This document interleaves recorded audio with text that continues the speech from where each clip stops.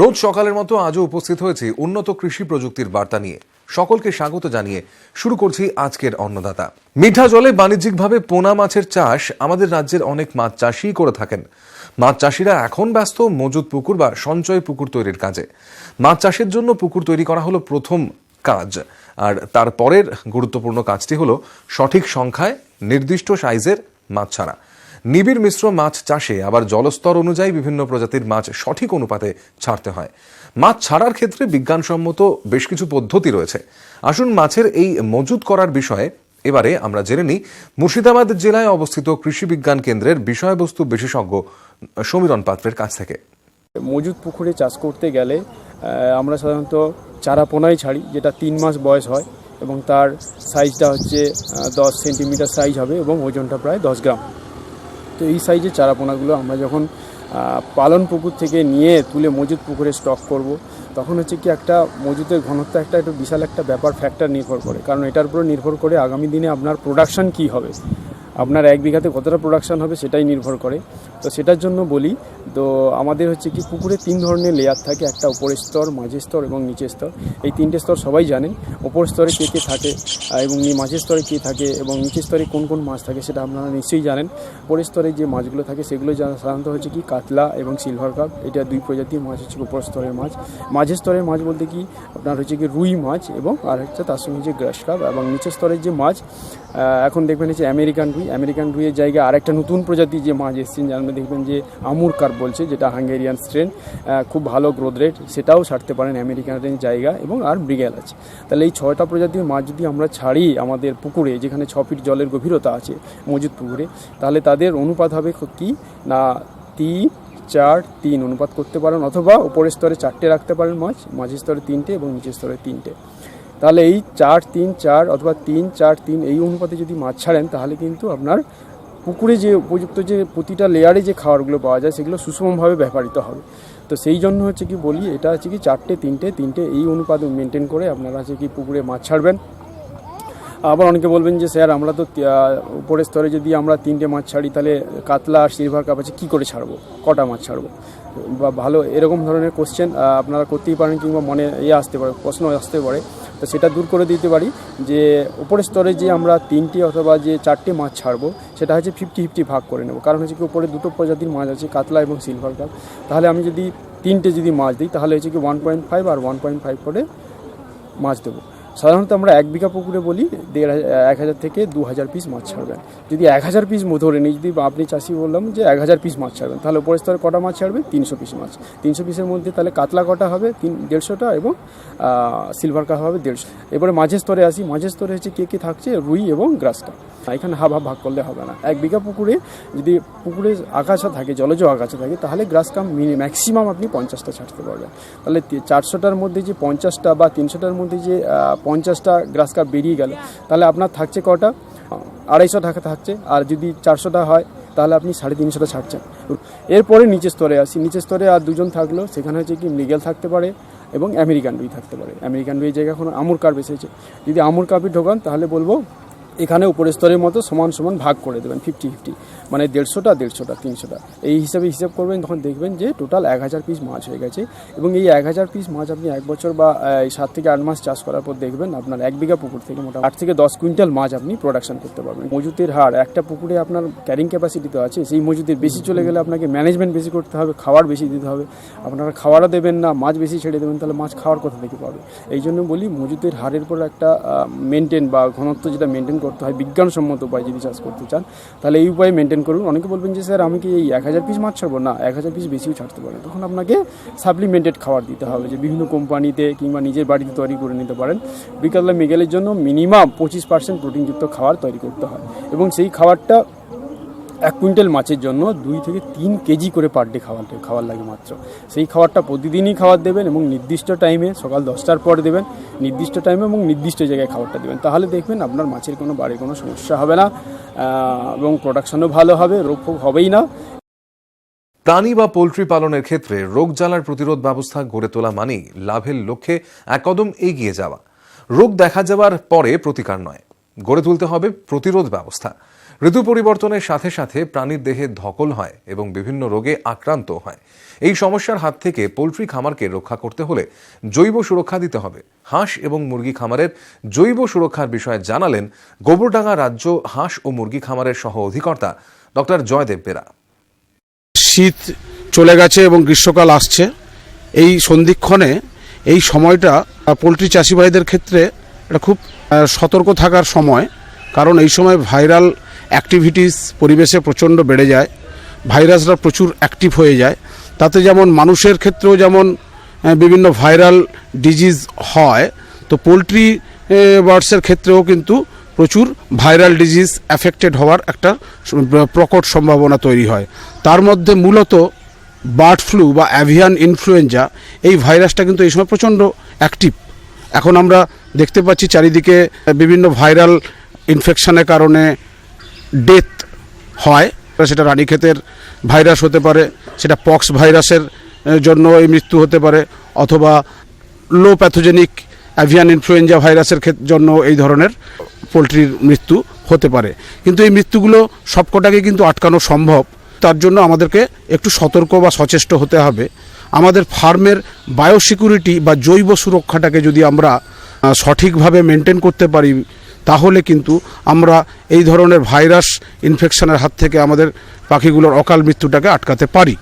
তার জন্য আমাদের প্রথম যে কাজটা করতে হবে সেটা হলো ফার্মের মূল গেট, যেটা মেন গেট, সেই মেন গেটে হুইল ডিপ অ্যারেঞ্জমেন্ট রাখতে হবে। হুইল ডিপ অ্যারেঞ্জমেন্ট মানে একটা বড় জায়গা যেখানে জল রাখা থাকবে, যেই জলের মধ্যে ডিসইনফেক্টেন্ট দেওয়া থাকবে, এবং ফার্মের মধ্যে যে গাড়ি ঢুকুক বা কোনো মানুষ ঢুকুক তাকে ওই জলের ওপর দিয়েই আসতে হবে। তাতে করে গাড়ি ঢুকলে গাড়ির চাকা কিন্তু সেই জলে ধুয়ে তার ডিসইনফেকশন হয়ে যাবে। এছাড়া তারপরেই থাকবে একটা ভেহিকেল স্প্রে ইউনিট। এই জলের মধ্যে ওষুধ দেওয়া আছে ডিসইনফেক্ট্যান্ট। যখনই কোনো গাড়ি বা কোনো ভ্যান বা কোনো সাইকেল আমার ফার্মে প্রবেশ করছে, তার কারণে যদি কোনো প্রয়োজনীয়তা থাকে, তাহলে তাকে কিন্তু অবশ্যই এই জায়গার ভেতর দিয়ে যেতে হবে। তাতে করে ওই ওষুধ জল ওই ব্যক্তির ওপরেও স্প্রে হবে, প্লাস ওই গাড়ির চাকার ওপরেও স্প্রে হবে। তাতে করে ও বাইরের থেকে যে জীবাণুগুলো ওর চাকার মধ্যে চলে আসছিল সেটা কিন্তু ডিসইনফেকশনের মাধ্যমে নষ্ট হয়ে যাবে এবং আমার ফার্মে সেই ইনফেকশনটা আসতে পারবে না। এটা মেন জায়গা আটকাবার। এছাড়া কি করতে হবে না, প্রতি শেডে ঢোকার সময় প্রতিটা শেডের মধ্যে একটা করে ফুটবাথ রাখতে হবে। ওই ফুটবাথে অবশ্যই চুন ব্লিচিং ছড়িয়ে রাখতে পারি, অথবা কোনো জীবাণুনাশক লিকুইড আমরা ছড়িয়ে দিয়ে রাখতে পারি, যার উপর পা ভিজিয়ে বা পা দিয়ে পরে আমাদেরকে ফার্মের পোলট্রি শেডের মধ্যে প্রবেশ করতে হবে। এতে করে বাইরের যে ইনফেকশনটা আছে সেটা শেডের মধ্যে যাতে না যায় সেই ব্যবস্থা আমরা করতে পারি, সেটা আটকাতে পারি। হ্যাচারির বায়োসিকিউরিটিটাকেও কিন্তু আমাদেরকে ভাবতে হবে কিভাবে কন্ট্রোল করা যায়। তার জন্য অবশ্যই হ্যাচারির সামনে যে ফুটবাথ থাকবে সেই ফুটবাথে পিরিয়ডিক্যালি ডিসইনফেক্ট্যান্ট দিয়ে জল দিয়ে রাখতে হবে, এবং যখনই আমরা কেউ হ্যাচারির মধ্যে ঢুকবো বা সেট থেকে যখন ডিম কালেকশন হয়ে হ্যাচারিতে আসবে, সেই ব্যক্তি সেই জলের উপরে পা দিয়ে তবে হ্যাচারিতে ঢুকবে। নেক্সট হচ্ছে ফার্মে একটা অবশ্যই ডেথ পিট থাকতে হবে। ডেথ পিট হবে ফার্মের একেবারে দূরবর্তী স্থানে, যেখানে ফার্মের যদি কোনো মৃত পাখি হয়, কোনো নর্মাল ডেথ হয়েছে অথবা কোনো ডিজিজের কারণে ডেথ হয়েছে, সেই পাখিকে আফটার পোস্টমর্টেম করবার পর আমরা এলোমেলো জায়গায় না ফেলে দিয়ে আমরা ওটাকে ওই ডেথ পিটের মধ্যে ফেলবো, এবং ডেথ পিটের মুখটা আবার আমরা ঢাকা দিয়ে চাপা দিয়ে দেবো। সেই বিষয়ে আমাদের সচেষ্ট হতে হবে।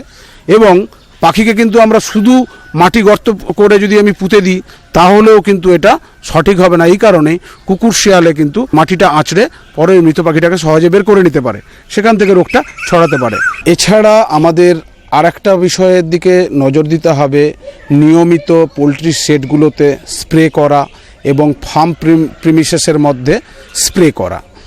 স্প্রেটা দু রকমের ভাবে করতে পারি। একটা হচ্ছে যেটা পোলট্রি শেডের মধ্যে স্প্রে করব, অর্থাৎ কিনা পাখি থাকা অবস্থায় যে স্প্রেটা করব সেই স্প্রেটা করতেই হবে। এছাড়া ফার্মের রাস্তা, খালি জায়গা, শেডের চারিদিক, এই জায়গাগুলোতে ওই ওষুধটা দিয়ে স্প্রে না করে আমরা ফরমালিন স্প্রে করতে পারি। ভ্যাকসিনেশনের বিষয়টাও আমাদের মাথায় রাখতে হবে। যে বয়সে যে রোগের জন্য যে ভ্যাকসিনগুলি আমাদের করা উচিত, একদিন বয়সের থেকে শুরু করে পাখিটা যতদিন আমাদের ফার্মে থাকছে সেই বয়স পর্যন্ত যা নিয়মিত ভ্যাকসিনগুলি ডাক্তারবাবুরা প্রেসক্রাইব করে থাকেন, সেই ভ্যাকসিনগুলো কিন্তু কোনোটাকেই স্কিপ করা যাবে না। সেটা সবটাই তার নিয়ম মোতাবেক যদি আমরা করতে পারি, তাহলে কিন্তু আমার ফার্মের বায়োসিকিউরিটিটাকে আমরা সঠিকভাবে ধরে রাখতে পারবো। ব্রয়লার চাষি ভাইদের উদ্দেশ্যে আমার একটা সাজেশন থাকবে যে আপনারা সবসময় চেষ্টা করবেন অল ইন অল আউট মেথডে চাষ করতে। শেড থেকে খালি করে দেওয়ার পর শেডটাকে ক্লিনিং করুন প্রপারলি। সেই জামলোড কমে গেলে আমরা পুনরায় ওটাকে নতুন পাখি তোলার জন্য রেডি করতে পারবো। একটি ব্যাচ উঠে যাওয়ার পরে নতুন ব্যাচ আনবার মধ্যে অন্তত যেন 10 থেকে 15 দিনের একটা আমরা গ্যাপ দিতে পারি, সেই চেষ্টাটা আমাদের রাখতে হবে। পাখি তোলার আগে ফ্লোরগুলোতে চুন, ব্লিচিং এবং কেরোসিন অয়েলের একটা মিশ্রণ তৈরি করে সেইটা দিয়ে কোমর হাইট পর্যন্ত ফার্মের সব কিছুকে চুনকাম করে দেওয়া বা পেন্টিং করে দেওয়া, তাতে করে অনেকটাই জাম্পস লোড কম হবে। লিটারে 9:1 রেশিওতে চুন এবং ব্লিচিংয়ের মিশ্রণ করে এটাকে যদি আমরা ছড়াতে পারি, লিটারের মধ্যে যে জাম্পস বিল্ড আপ হয় ওইটা কিন্তু কন্ট্রোলে থাকবে। ডাক্তারবাবুদের পরামর্শ মতো এটাকে যদি সঠিকভাবে চিকিৎসা করতে পারেন বা নিয়ম কানুনগুলো মেনে চলতে পারেন, তাহলে কিন্তু এই রোগের হাত থেকে আপনারা রক্ষা করতে পারেন নিজেদের ফার্মকে।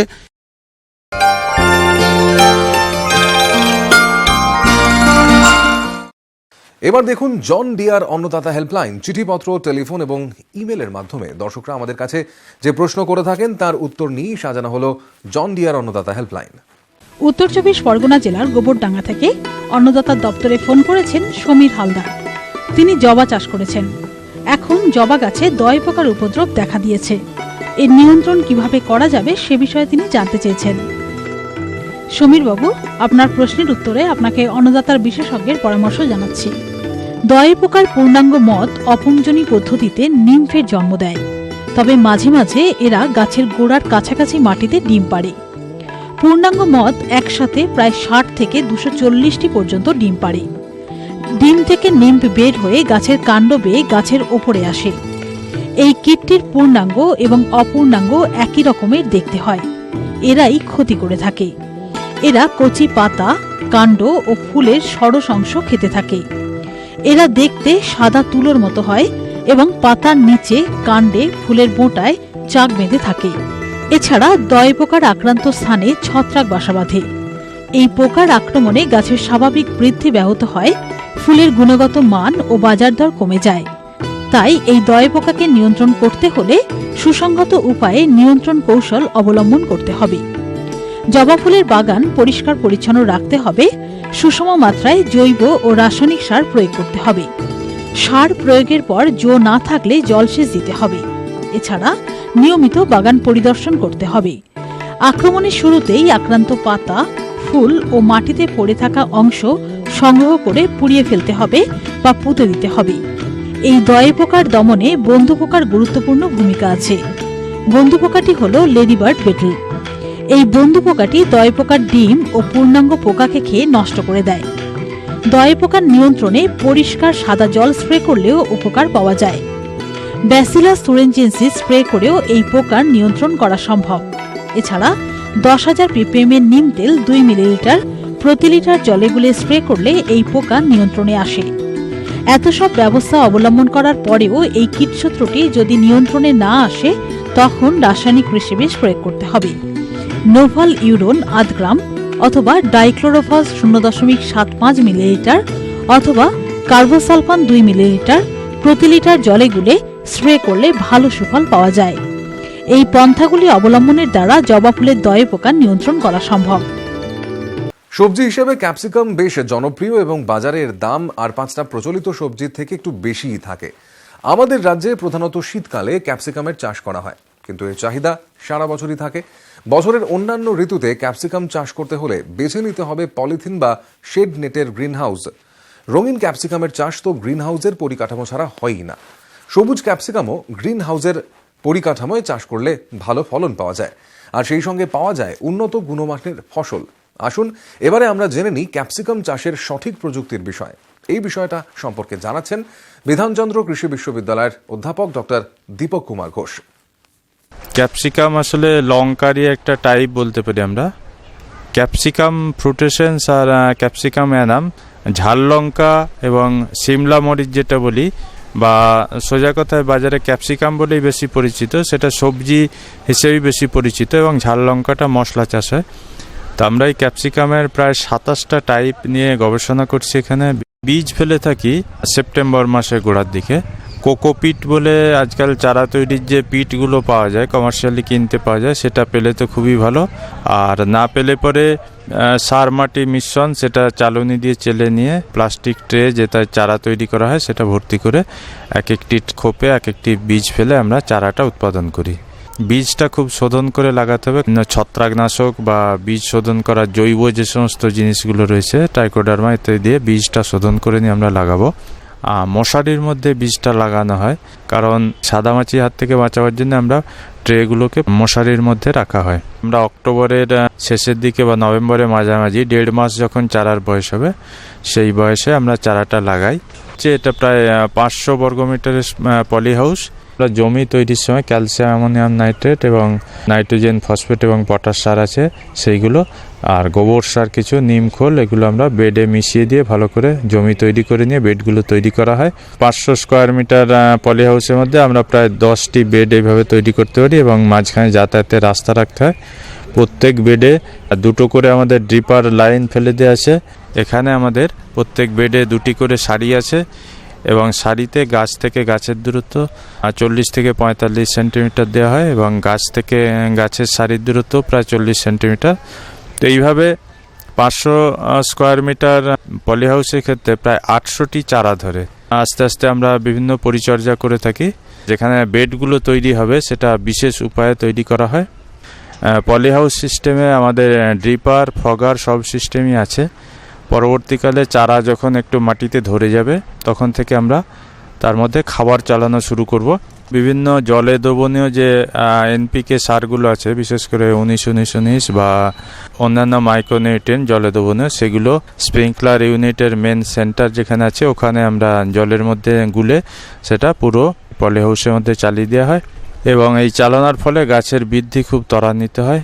গাছগুলো যখন 2 মাস 2.5 মাস বয়স হবে, তারপরে গাছে আমরা একটা বাঁধন দিই, পলি হাউসে পোকামাকড় যাতে না ঢোকে, আমাদের চারিদিকে আচ্ছাদনগুলো ঠিকঠাক আছে কিনা দেখে নিতে হবে। রোগগুলো প্রতিরোধ করার জন্য মাটি তৈরির সময় আমরা ফরমালিনের ব্যবহার করি। ফরমালিন স্প্রে করে মাটিগুলো পলিথিন দিয়ে ঢেকে রাখা হয়। এইভাবে মাটিটা শোধন করে তারপরে অন্যান্য সারের মিক্সচারগুলো মেশানো হয়। গাছ প্রায় 2.5 থেকে 3 মাস বয়সে ফল আসা শুরু হয়। এক একটি গাছে আমরা কম বেশি 20 থেকে 30-40টি অবধি ফল পেয়ে থাকি, এবং ফলগুলোর ওজন 100 গ্রাম থেকে শুরু করে 350-400 গ্রাম অবধিও হয়ে থাকে। আমরা যদি একটা গড় হিসেব করি, একটা গাছে 20টা ফল হচ্ছে এবং প্রায় 200 গ্রাম করে যদি ওজন ধরি, একটা গাছেই আমরা প্রায় 4 কেজি, 5 কেজি বা ইভেন 10 কেজি অবধি আমরা ফল পেতে পারি। তো এইভাবে 800 গাছ থেকে আমরা সেই অনুপাতে ফল পাবো। এই যে রঙিন ক্যাপসিকামের চাষ, এই চাষটা খুবই একটা লাভজনক চাষ। ইনিশিয়াল খরচটা একটু বেশি, পলি হাউস তৈরি করতে এক একটি পলি হাউস প্রায় 4-5 লাখ টাকা পড়ে যাবে এখন। তো সেই ইনিশিয়াল খরচ একবার করে নিলে এইভাবে প্রায় 7-8 বছর এর মধ্যে রঙিন ক্যাপসিকাম চাষ করা যাবে। রঙিন ক্যাপসিকাম বিভিন্ন অনুষ্ঠানের যে সিজন আসে, তখন 300 থেকে 400 টাকা কেজিতে বিভিন্ন মলে বিক্রি হয়। তো চাষি ভাই অবশ্যই লাভের মুখ দেখবেন। কিছু ভাইরাল রোগ দেখা যায়, ভাইরাল রোগে পাতাগুলো হলদে হয়ে যায়, কুঁকড়ে যায়। আক্রান্ত গাছগুলোকে আমরা তুলে ফেলে দিই, এবং যাতে ভাইরাসটা অন্য গাছে ট্রান্সমিট না হয় সেই জন্য আমরা সাদামাছি যে এর বাহক, সেই সাদামাছিটা কন্ট্রোল করার জন্য আমরা ইনসেকটিসাইড ব্যবহার করা যায়। বিশেষ করে আমরা ওবেরন, ল্যাপিডো এই সমস্ত ওষুধগুলো ব্যবহার করে থাকি। অনেক সময় মাইটের সমস্যা দেখা যায়, সেক্ষেত্রে সালফার ঘটিত কিছু মাকড়নাশক আমরা ব্যবহার করে থাকি। তো এইটুকু যত্নার্থী নিলে ভালোই ফলন হয়। 15 দিন পর পর যে খাদ্যগুলো দরকার সেগুলো ড্রিপের মাধ্যমে চালনা করা হয়। মাইক্রোনিউট্রিয়েন্ট এবং বিভিন্ন যে খাবার এনপিকের মিশ্রণ, এগুলো চালনা করা হয়। নভেম্বরে লাগালাম, তখন থেকে শুরু করে আমরা মে মাস পর্যন্ত এর ফল পেতে পারি। ইভেন ভালো করে যত্ন করে রাখলে আমরা জুন মাসেও কিছুটা ফল পাই। এই অনুষ্ঠানটি আপনাদের কেমন লাগছে? আপনারা কি কি দেখতে চান জন ডিয়ার অন্নদাতা অনুষ্ঠানে? জানিয়ে চিঠি লিখুন। আমাদের ঠিকানা Annadata news 18 Bangla, Godrej water side, tower 1, Salt Lake, sector 5, Kolkata 91। অনুষ্ঠানটি আজকের মতো এখানেই শেষ করছি। আবার দেখা হবে কাল সকালে। নমস্কার।